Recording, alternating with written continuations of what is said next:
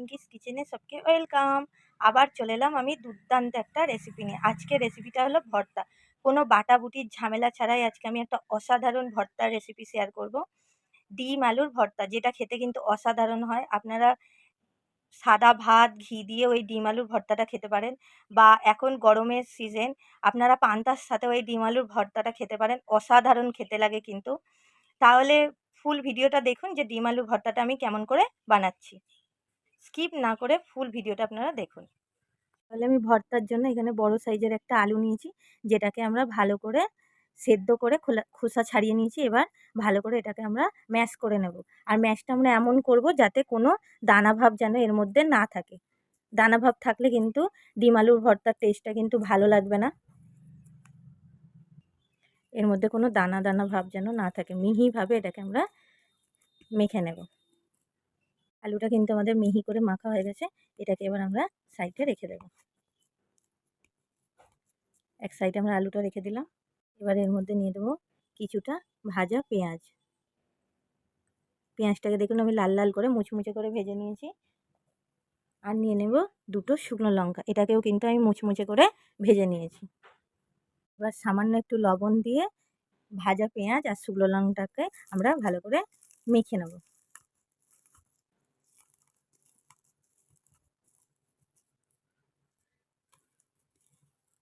পেঁয়াজ শুকনো লঙ্কা কিন্তু ভালো করে আমাদের চটকানো হয়ে গেছে। এবার এটাকে আমরা সাইডে রেখে দেব। নিয়ে নেব কিছুটা কোচানো কাঁচা পেঁয়াজ। আপনারা চাইলে শুধু ভাজা পেঁয়াজ দিয়েও বানাতে পারেন, কিন্তু ভাজা পেঁয়াজ আর কাঁচা পেঁয়াজের সাথে আপনারা একবার ডিম আলু মাখিয়ে দেখবেন, কিন্তু অসাধারণ টেস্ট লাগে। এবার এর মধ্যে দিয়ে দেবো কোচানো কাঁচা লঙ্কা, দিয়ে এইটাকেও ভালো করে আমরা মেখে নেব।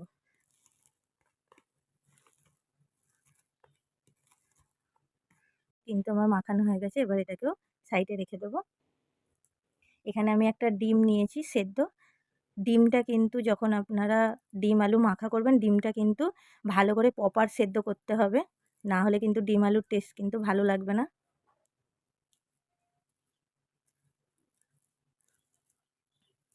ডিম কিন্তু আমি ভালো করে মাখিয়ে নিয়েছি। এবার এই শুকনো ভাজা পেঁয়াজ আর কাঁচা পেঁয়াজের সাথে এটাকে আমরা ভালো করে মিক্স করে দেবো। এবার এর মধ্যে দিয়ে দেবো কাঁচা সরিষার তেল, দিয়ে সরিষার তেল দিয়ে এটাকে ভালো করে আমরা মাখিয়ে নেব।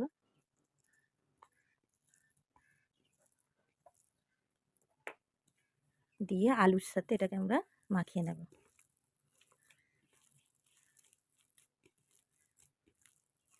ডিমটাও এর সাথে মিশিয়ে দেবো।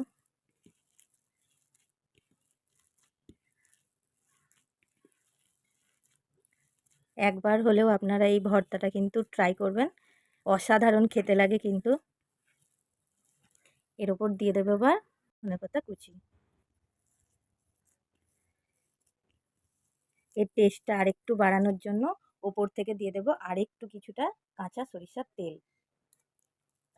কাঁচা সরিষার তেল কিন্তু ভর্তাতে অসাধারণ লাগে খেতে।